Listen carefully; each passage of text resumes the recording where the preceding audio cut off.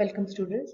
As we discussed the balance section in the previous video lecture, we will be continuing with discussion on the other case, the second case, that is under reinforced section.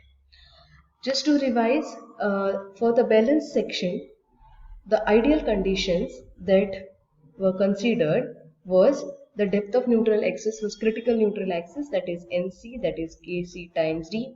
Then the stress in steel was sigma CBC, that is the permissible stress, and stress in steel was equal to sigma ST, and the percentage of steel that is provided is PC. Again, there is a formula which we derive for this. So basically it is all the critical condition that's considered for balance section.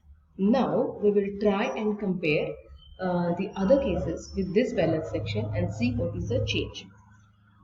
In this particular section, when we say that it is an under reinforced section, the percentage, basically the percentage of steel that is provided is less than that is provided in a balance section, that is given by the equation PC. So this is to be provided in PC. So if you just go back and see the example that we considered, we got the equation or the percentage of steel to be provided was 0.7%.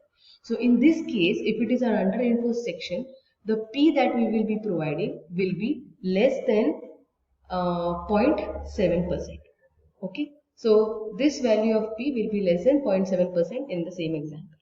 So the total steel that is provided is less than given by the value PC. And therefore what happens is the full strength of the concrete,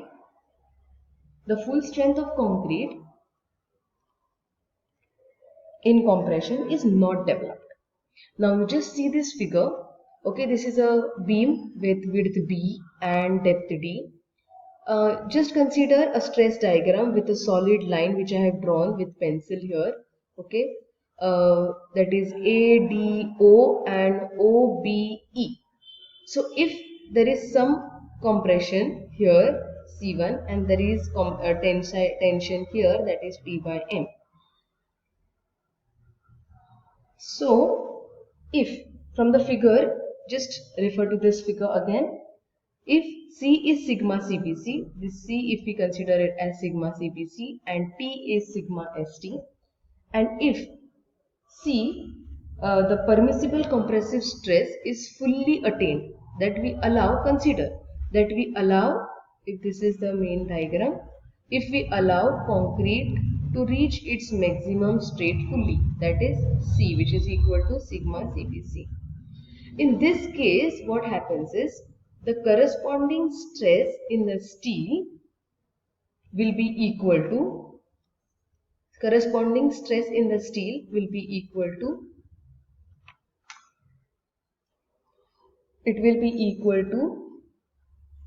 T1 by M.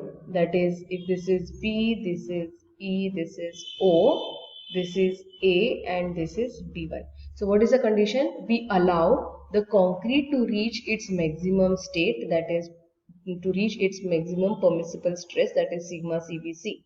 Now when concrete reaches sigma CBC, the corresponding value of tensile stress will be T1 by M, that is EB from the figure. Okay, so this is AD1 is C and it is BE1, sorry, not BE, it is BE1. BE1 which is equal to T1 by M, some value T1.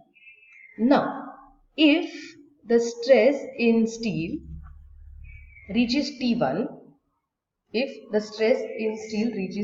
from the figure we know that T1 is greater than T, right?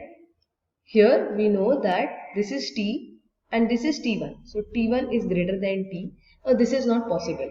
We cannot allow this to happen. This means the stress in steel has crossed sigma ST value, which cannot happen. Okay, which is not feasible. So therefore, full compression in the concrete is not allowed or cannot be developed. Instead, what we do is a compressive stress C1 equal to AD, just see the figure, some value C1 equal to AD is developed, then the corresponding value or corresponding tensile stress will be equal to T by M, which will be equal to BE.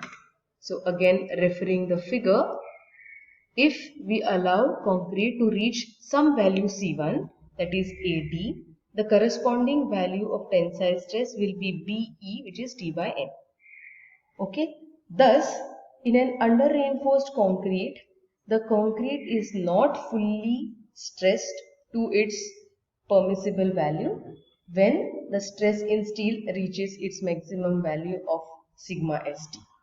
Okay, so concrete will not be fully compressed. It will be, the compressive stress will be some random value C1, but at that time steel will be fully stressed and it will reach its permissible value sigma st.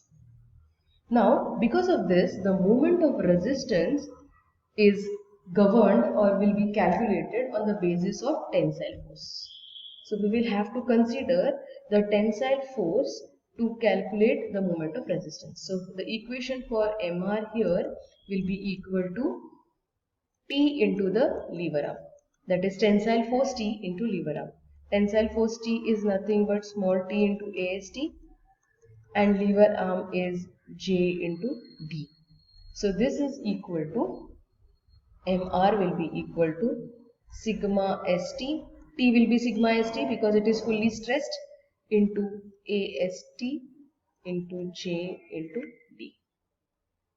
So this is the final equation for moment of resistance for an under reinforced section. Now, if you see the diagram, okay, if you see the diagram here,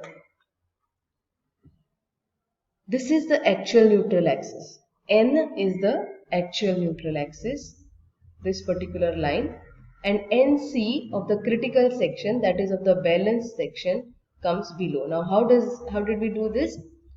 When it is critical, when it is C in compression and T in tension, that is sigma CBC and sigma ST simultaneously. So we'll just locate the point where it is C here first. So C is this point, okay, and in tension T is this point. So if you follow the blue line, if we join these 2 points here, the point that is crossing or the stresses will be 0 is this point, and this is the critical neutral axis. So critical neutral axis is more than the actual neutral axis.